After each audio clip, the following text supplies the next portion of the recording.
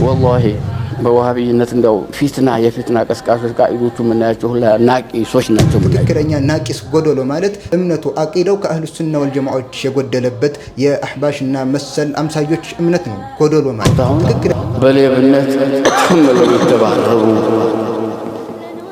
አይባቸውም ብገልጥላችሁ አሁን የሚያልቅም አይደል እዚህ ሀገር ያሉት ታስር ይበልጣል። አሁን ማቃት የግለሰብ ስህተትን በማውጣት ከሆነ አንቱም ብትሆኑ ከስህተት የምታመልጡ አይደለም። ከማ ቃል አላሁ ተዓላ አተዋሰው ቢህ በልሁም ቆሙን ጣውን በትክክል ቁርአንና ሐዲት ከሰለፎች አቋም የተሳሳቱበትን መስአላ መዘርዘር ነው። ወላሂ በዋሃቢነት እንደው የፊትና ቀስቃሾች ቃኢዶቹ ምናያቸው ሁላ ናቂሶች ናቸው ምናያቸው። ወይ ይገርማቸዋል። የአባታቸውን ኒካህና የእናታቸውን ኒካህ ስንከታተል እጅጉ ወይ እናታቸው ታረገዘች በኋላ እንደገና ሌላ አግብታ ለመሸፈን ብለው ማለት ነው ለመሸፈን ወይንም ደግሞ እዛ ሀገር የሚመጡት አሁን በሌብነት ተመለው የተባረሩ አይባቸውም ብገልጥላችሁ አሁን የሚያልቅም አይደል እዚህ ሀገር ያሉትን መቼም ከዚህ ወሃቢያ ብለው ከሰየሙት የአህሉ ሱና ወል ጀማዓዎች መንገድ ለማስጠንቀቅ ትንሹም ትልቁም ዓሊሙም ጃሂሉም ሁሉም እንደው ተሰልፎበታል። ዛሬ ደግሞ ሼኹ ምን አይነት ነገር ይዘው መጡልን?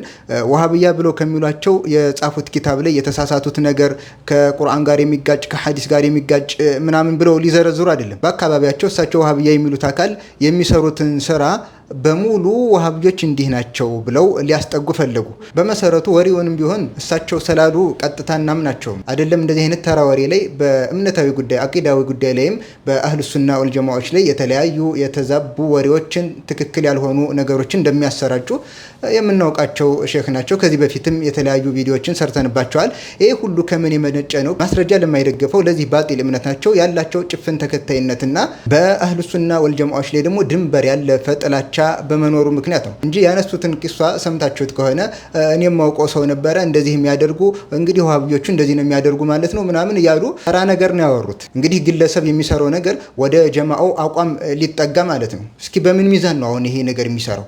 ሱብሃንአላህ። በዚህ አይነት ሁኔታ ከሆነ በእናንተም አህባሽ ተብሎ ከሚሰየሙ ጀማዓዎች በጣም ነውር ያለባቸው ነውራቸውን ሚዲያ ላይ ለማቅረብ አይደለም ሊወራ የሚያሳፍር የሆነ ከትልቅ እስከ ትንሽ ያለ ነገር አለ። ነገር ግን ጉዳዩ የግለሰቦችን አይብ ነውራቸውን እየተከታተሉ እነሱ እንደዚህ ናቸው ማለት ነው ምናምን ማለት አይደለም። በትክክል ቁርአንና ሐዲት ከሰለፎች አቋም የተሳሳቱበትን መስአላ መዘርዘር ነው። እኛ በእናንተ ላይ መልስ ስንሰጥ የምናደርገው ይሄንን ነው። ከዛ ውጭ ለምሳሌ እሳቸው ሀይቅ ከተማ ላይ እንደዚህ ሲያደርጉ እኮ አይቻቸዋለሁ፣ ይሄን ሲሰሩ አይቻቸዋለሁ፣ ስለዚህ የእነሱ እንትን አቋም እንደዚህ ነው ተብሎ ይህንን አናደርግም። ምክንያቱም ትክክለኛ የሆነ አካሄድ አይደለም። ብዙ ጊዜ የሐቅ ባለቤቶችን ሐቅ ላይ ያሉ ሰዎችን ከነሱ ለማስጠንቀቅ ሲፈለግ በዚህ አይነት መልኩ ነው ያልሆነ ወሬ ሁሉ እየተፈጠረ ግለሰብ የሰራውን ወደ ጀማዓቸው በማስጠጋት በዚህ አይነት ሁኔታ ነው ከበፊት ጀምሮ የመጣው አቋም። ነገር ግን አካሄዳቸውን ስታዩ አንድ አይነት አቋም ይዘው አደራ እየተባባሉ የመጡ ይመስላሉ። አደራ ተባብለው ይህንን አይነት አካሄድ ያዙ ተባብለው እኮ አይደለም። ከማ ቃል አላሁ ተዓላ አተዋሰው ቢህ በልሁም ቆሙን ጣውን። በዚህ አይነት መንገድ አይደለም የያዛችሁትን እምነት ልታስፋፉ የምትችሉት። ለያዛችሁት እምነት ከቁርአን ከሐዲስ ከሰለፎች አቋም በመዘርዘር ነው። ልክ አህሉ ሱና ወል ጀማዓዎች እንደሚያደርጉት ማለት ነው። የግለሰብ ስህተትን በማውጣት ከሆነ አንቱም ብትሆኑ ከስህተት የምታመልጡ አይደላችሁ። ምክንያቱም የሰው ልጅ ናችሁ። ነብዩ ሰለላሁ ዐለይሂ ወሰለም የሰው ልጆችን በተመለከተ ኩሉ በኒ አደሚን ኸጣ የሰው ልጆች በሙሉ ተሳሳቾች ናቸው ብለዋል። ከተሳሳቾች የተሻለው ወደ አላህ ተሎ ስህተቱን አውቆ የሚመለሰው ነው ብለዋል። ይሄ ደግሞ የአህሉ ሱና ወል ጀማዓዎች ባህሪ ነው። ስህተታቸው ላይ አይቆዩም፣ ቶሎ ወደ አላህ ሱብሓነሁ ወተዓላ ይመለሳሉ። ከዛ በተረፈ ናቂሶች ናቸው ጎዶሎች ናቸው ብላችሁ የገለጻችሁበት አገላለጽ አለ። ወላሂ በዋሃቢነት እንደው የፊትና ቀስቃሾች ቃኢዶቹ ምናያቸው ሁላ ናቂሶች ናቸው ምናያቸው ናቂሶች ናቸው ምናያቸው።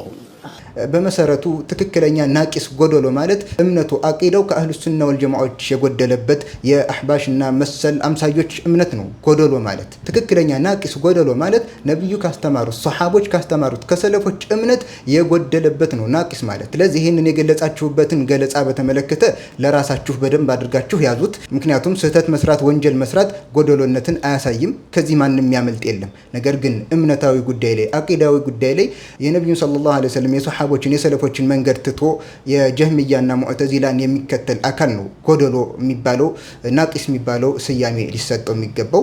በእንደዚህ አይነት መልኩ አይደለም ልናወራም የሚገባው። አመጣጣቸውን አይቼ ነው እንደዚህ እኔም ልናገር የቻልኩት። ወሰላሙ አለይኩም ወረሕመቱላሂ ወበረካቱ።